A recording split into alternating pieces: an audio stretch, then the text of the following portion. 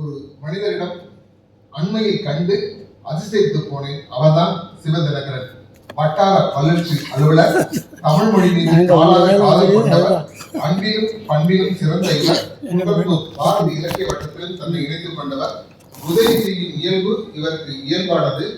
மதிப்புரை வழங்குவதில் சிறப்பினை பெற்றவர்.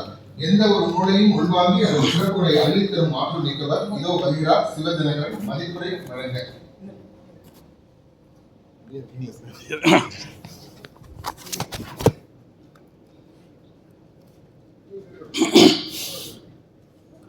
அன்பார்ந்த தோழர்களே, இந்த புத்தகத்தினுடைய தலைப்பு நான் பேச நினைப்பதெல்லாம்னு ஏன் வச்சார்னு தெரியல. நான் என்ன பேசணும்னு நினச்சனோ அதை 2 பேர் பேசிட்டாங்க. 2 பேஜ் எடுத்துகிட்டு வந்தேன். ஒருத்தர் ஒரு பேஜ் பேசிட்டாங்க, இன்னொருத்தர் ஒரு பேஜ் பேசிட்டாங்க. ஒரு வெற்றுத்தாளாக உங்கள் முன்னே நிற்க வேண்டிய அவசியம் என்பது இருக்கிறது. இருப்பினும்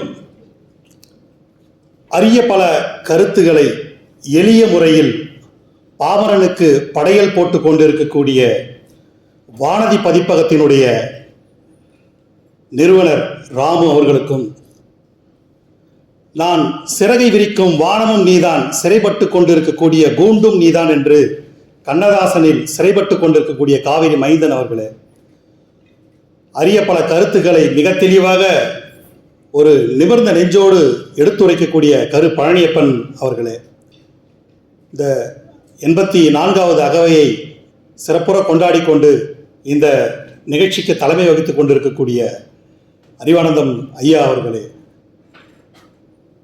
மிகச்சிறப்பான ஒரு புத்தகம். ஒரு 25 ஆண்டு 30 ஆண்டுகளுக்கு முன்பு இருக்கும். சன் நியூஸ் தொலைக்காட்சியில் நூல் அரங்கம்னு ஒரு நிகழ்ச்சி வரும். அதில் சுசி திருஞானம்ன்றவர் பேட்டி எடுத்தார். அப்பொழுதுதான் முதல் முறையாக சோம வல்லியப்பன் அவர்களை சின்னத்திரையில் பார்க்க வேண்டிய ஒரு வாய்ப்பு கிடைத்தது. அப்போ தான் ஒரு நிறைய மேனேஜ்மெண்ட் டெக்னிக்ஸை சொன்னார். கால நிர்வாகத்தை பற்றி சொல்லியிருந்தார். திட்டமிடுங்கள் வெற்றி பெறுங்கள்னு ஒரு புத்தகம் எழுதியிருக்கிறேன் என்று சொன்னார். அந்த புத்தகத்தை கூட ரொம்ப நாளாக தேடி பார்த்தேன் சார், கிடைக்கல.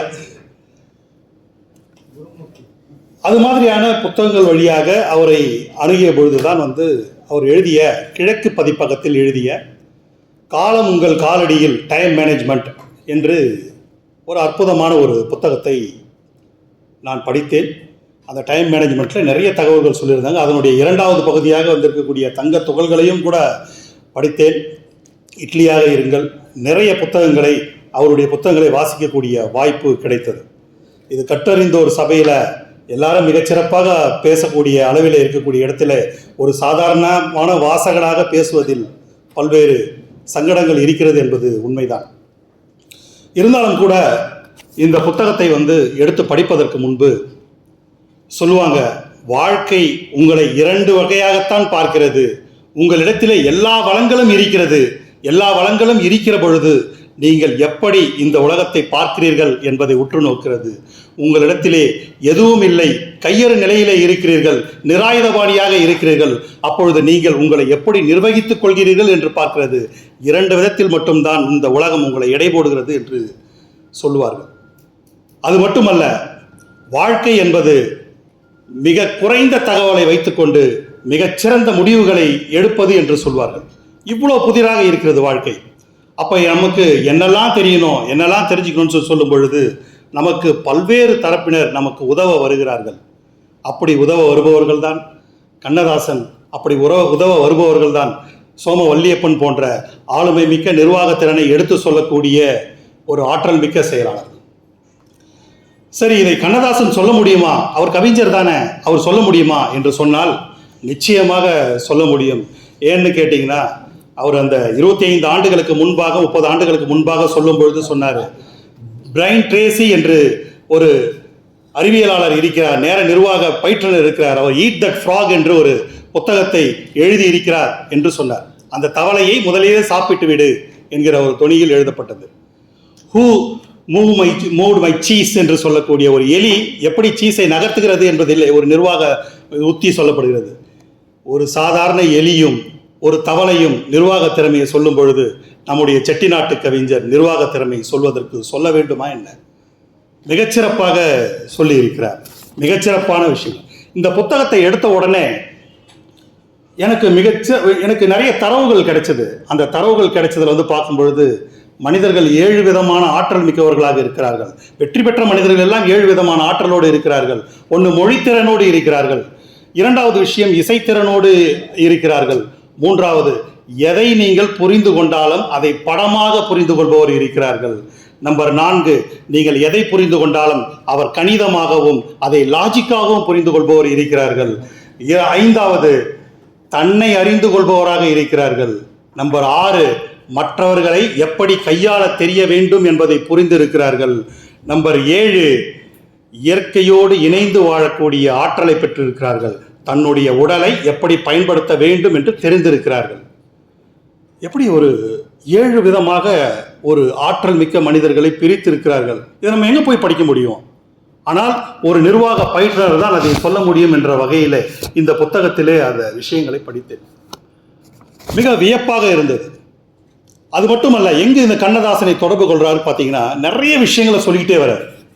நிறைய விஷயங்கள் மேனேஜ்மெண்ட் டெக்னிக்ஸ் எல்லாமே சொல்றார். இந்த மேனேஜ்மெண்ட் டெக்னிக்ஸில் கண்ணதாசன் எங்கே இணைந்து நமக்கு பணியாற்றுகிறார் என்பதை மிக அருமையாக சொல்றார்.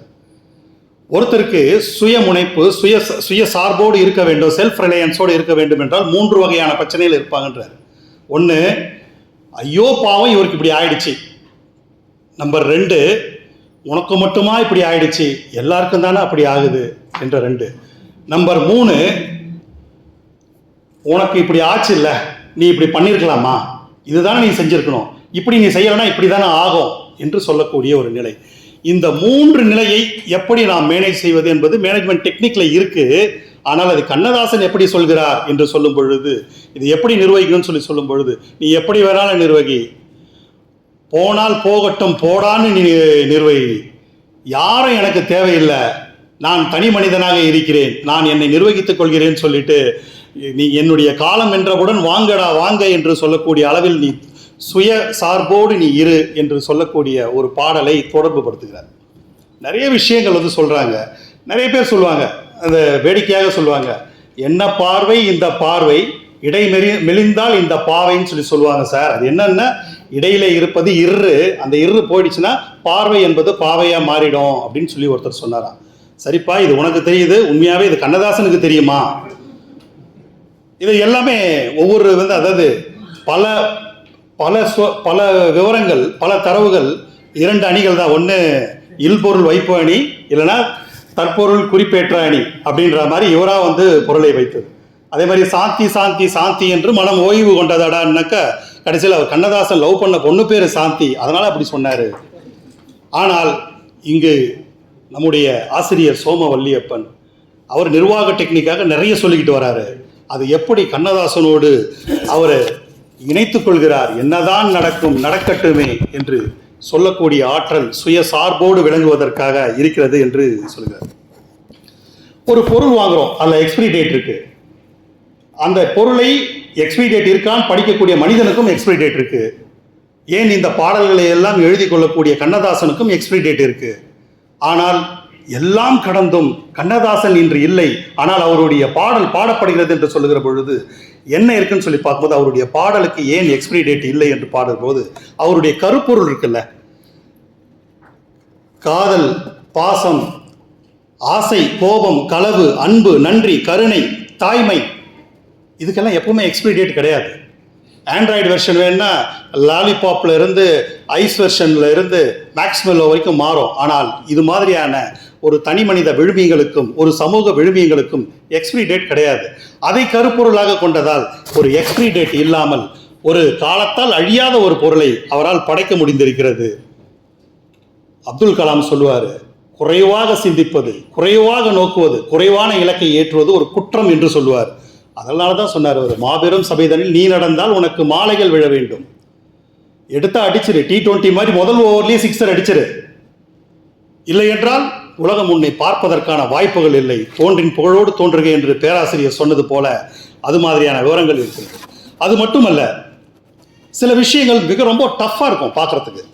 ஒரு ரேஷ்னல் பிரைன், எமோஷனல் பிரைன், பகுத்தறிவோடு சிந்திக்கக்கூடிய மூளை, எமோஷனாக சிந்திக்கக்கூடிய மூளை, Peter D Salovey, John D Mayer, Daniel Salmon, இவங்க எல்லாமே சொல்றாங்க இதெல்லாம் இப்படி இருக்கு. ஆனால் அறிவு கொண்டு சிந்திப்பதற்கு ஒரே ஒரு வாய்ப்பு தான் இருக்கிறது. அதனால தான் வந்து சொன்னாங்க, இரவுக்கு 1000 கண்கள் ஆனால் பகலுக்கு ஒன்றே ஒன்று என்று சொல்லக்கூடிய ஒரு விஷயம் அப்படிதான் இருந்து கொண்டிருக்கிறது. எவ்வளோ விஷயத்த சொல்றாங்க. அதாவது இத்தனையும் சேர்த்து இந்த ஆய்வறிஞர்கள் கிட்டத்தட்ட 1000 பக்கங்கள் எழுதுறாங்க. ஆனா கவிஞர் சொல்றாரு, உறவுக்கு ஒன்றே ஒன்றுனா உறவு என்ன சொல்லும்? அது ராமன் ராவணன் என்ற எந்த போட்டியா வேணாலும் இருக்கட்டும், எனக்கு சோறு போட்டாரு, அதனால் நான் முன்னே நின்றேன், அதனால் நான் ராவணன் பக்கம் நிற்கிறேன் என்று கும்பகர்ணன் சொன்னாங்க. இருக்கிற வீரத்திலே, கம்பராமாயணத்திலே பாடப்பட்ட வீரத்திலேயே மிகச்சிறப்பான வீரம் கும்பகர்ணனுடைய வீரத்தை பற்றி சொல்வதுதான். ஒரு கை துண்டா போனவொடனே துண்டான கையை இன்னொரு கையில எடுத்துக்கொண்டு போர்க்களத்திலே போராடினான் என்ற ஒரு மெய்சில் இருக்கக்கூடிய ஒரு வீரத்தை எல்லாம் சொல்றாங்க. ஏனென்றால் உறவுக்கு ஒரே ஒரு கண்கள் தான். தன்னுடைய அண்ணன் செஞ்சோற்று கடன் தீர்ப்பதற்காக செய்தேன் என்று சொல்கிறார். எவ்வளோ பெரிய விஷயத்தை இந்த ரேஷனல் பிரெயின், எமோஷனல் பிரெயின் இது எல்லாத்தையும் சுருக்கி இந்த தூள் படத்தில் ஒரு காட்சி வரும். அந்த பாட்டியம்மா சொல்லுவாங்க, டேய் இந்த சனிமையாடா நீ ராத்திரி முழுக்க ஓட்டிட்டு இருக்கேன்னு எட்டி உதைக்கும் காலில். அது மாதிரி எவ்வளோ பெரிய ஒரு தேரியை இடது கையால் தட்டிவிட்டே செல்கிறார் கண்ணதாசன். காலத்தால் போற்றக்கூடிய ஒரு கவிஞராக கண்ணதாசன் இருக்கிறார். அதை கரெக்டாக டெக்னிக்கோடு இணைத்திருக்கிறார். நம்முடைய ஆசிரியருடைய ஒரு திறம் வந்து அங்கே மிக நிச்சயமாக தெரிகிறது.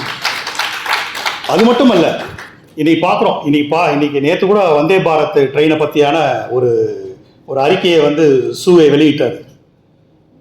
வேகமாக செல்லக்கூடிய வண்டி தான், ஆனால் ரொம்ப சத்தத்தை போடுது. இந்த சத்தத்தை குறைப்பதற்கு என்னன்னு சொல்லிட்டு தலையை சொரிஞ்சுக்கிட்டு அந்த நகட்ஸ் வந்து இது பண்ணிட்டு இருக்காரு. அந்த டைம்ல சொல்றாங்க, அவருக்கு கண்ணில் வந்து படுது இந்த கிங்ஃபிஷர் என்கிற பறவை. இதை போல நாம் வடிவமைச்சா ரொம்ப நல்லா இருக்குன்னு சொல்லி வடிவமைக்கிறாரு. சத்தம் மிக வெகுவாக குறைந்து விடுகிறது. இது மாதிரி வெகுவாக குறைஞ்சிருச்சு, சத்தமே இல்லை என்று இவர் கண்டுபிடித்ததை அறிவியல் ஒரு பெரிய பாராட்டாக, ஒரு பெரிய விஷயமாக கொண்டாடப்படுகிறது. ஆனால் நம்மளுடைய கவிஞர் சாதாரணமாக சைக்கிளை எடுத்துக்கிட்டு பறவையை கண்டான், விமானம் படைத்தான், படகினை கண்டான், மீனை கண்டான், படகினை படைத்தான், எதிரொலி கேட்டான், வானொலி படைத்தான் வந்து பிசிக்ஸில் டாப்ளர் விளைவு என்று சொல்வார்கள்.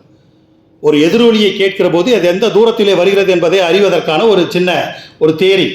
சாதாரணமாக எதிரொலி கேட்டான், வானொலி படைத்தான் என்று சொல்கிறார்கள். இதெல்லாம் ஒரு அறிவியல் அறிஞர் செய்வது. இந்த அறிவியல் அறிஞர் எல்லாமே செய்கிறாங்க. இதை கண்ணதாசன் சொன்னார் என்பது கூட வியப்பாக இல்லை. நான் வியக்கக்கூடிய ஒரே ஒரு விஷயம், நீ என்ன வேணாலும் சொல்லு, நீ அறிவியலாளர் சொல்லு, நிர்வாகாளர் சொல்லு, ஆனால் நான் கவிஞன் என்பதை கடைசி வரையில் சொல்றாரு. எதனை கண்டான் பணந்தனை படைத்தான் என்பது அதனுடைய உச்சம். அதுதான் கவிஞனுடைய டச்.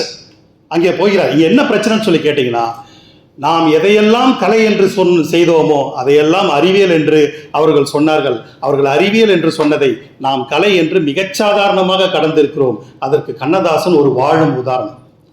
கண்ணதாசன் ஒரு ரேரான ஒரு கவிஞர். அது தெரிஞ்சு வச்சாலும் தெரியாத வச்சாலும் தெரியாது. இந்த சதுரங்க வேட்டையில் ஒரு டைலாக் வரும், ரேர் பீஸ் செட்டியார் அப்படின்வாங்க. அந்த ரேர் பீஸ் செட்டியார் தான் நம்மளுடைய கண்ணதாசன்.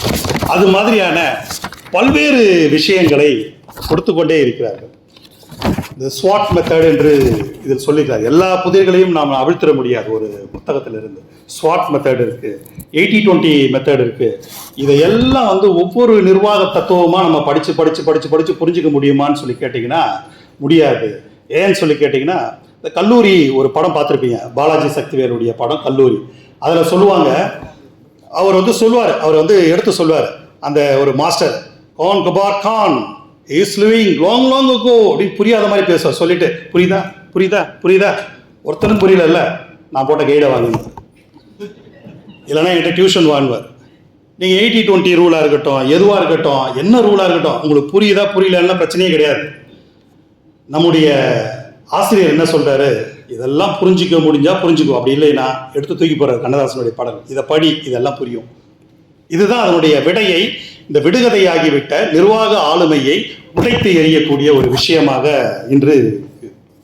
சரி, நமக்கெல்லாம் வந்து இந்த விஷயம் தேவையா? இந்த நிர்வாக திறன் வந்து நம்ம தேவையா, கற்றுக்கணுமா என்று கேட்டால், நம்ம சாதாரணமாக எல்லாருமே எல்லா வேலையும் செஞ்சிடுறோம். அதுக்கப்புறம் எதுக்காக நமக்கு நிர்வாக மேலாண்மை தேவை, இதெல்லாம் தேவையெல்லாம் தெரிஞ்சுக்கிட்டு தான் செய்யணுமான்னு சொல்லி கேட்டிங்கன்னா, தென்கட்சி மிக அழகாக ஒரு கதையை சொல்லுவார். தெரிந்து கொள்வது என்பது வேறு, அறிந்து கொள்வது என்பது வேறு. ஒரு நீண்ட காலதாமதத்துக்கு பிறகு திருமணமாகக்கூடிய ஒருத்தர், அவர் முதல் இரவில் தன்னுடைய மனைவியை சர்ப்ரைஸ் பண்ணணும்னு நினைக்கிறார். அப்படி சர்ப்ரைஸ் பண்ணணும்னு நினைக்கும் போது புதுசாக ஒரு நாவல்ட்டியாக, ஒரு புதுமையான, ஒரு நூதனமான ஒரு பொருளை பரிசளிக்கலான்னு சொல்லி பார்க்குறாரு. கடையில் பார்க்குறாரு, அவருக்கு ஒரு ஃப்ளாஸ்க்கு தெரியுது. ஃப்ளாஸ்க் அதுக்கு இது என்னன்னு கேட்குறாரு. அது சொல்கிறார் கடைக்காரரு, இதில் வந்து நீங்கள் சூடாக வச்சிங்கன்னா சூடாக இருக்கும், சில்லுன்னு வச்சிங்கன்னா சில்லுன்னு இருக்கும். பரவாயில்லையே, இது புதுசாக இருக்குது. அவர் கிராமத்தை சேர்ந்தவர். அதை வாங்கிட்டு போயிடுறாரு. முதல் இரவில் அவருடைய மனைவிக்கு ஒரு சர்ப்ரைஸ் கொடுக்குறாரு. என்னங்கன்னு கேட்குறாங்க. இது தெரியுமா, இது வந்து சூடாக வச்சா சூடாக இருக்கும், சில்லுன்னு வச்சா சில்லுன்னு இருக்கும். ஓ சூப்பர், இப்போ அதில் என்ன இருக்குது, உனக்காக சூடாக ஒரு கப்பு பாலும் சில்லுன்னு ஒரு கப்பு ஐஸும் உள்ளே போட்டு வச்சுருக்கேன். இங்குதான் நாம் உற்று நோக்க வேண்டும். அவர் அதை பற்றி அறிந்திருக்கிறார், ஆனால் அதை பற்றி புரிந்திருக்கவில்லை. நாம் நிர்வாகத்திறனை பற்றி அறிந்தால் மட்டும் போதாது, புரிந்து கொள்ள வேண்டும். அறிந்து கொள்வதற்கு நிர்வாகத்து பயிற்றுனர் வேண்டும், புரிந்து கொள்வதற்கு கண்ணதாசன் வேண்டும். கண்ணதாசனையும் நிர்வாகத்திறனையும் படிப்பதற்காக இந்த புத்தகத்தை காசு கொடுத்து வாங்கி படியுங்கள், படியுங்கள், படியுங்கள் என்று சொல்லி வாய்ப்புக்கு நன்றி கூறி விடுகிறேன்.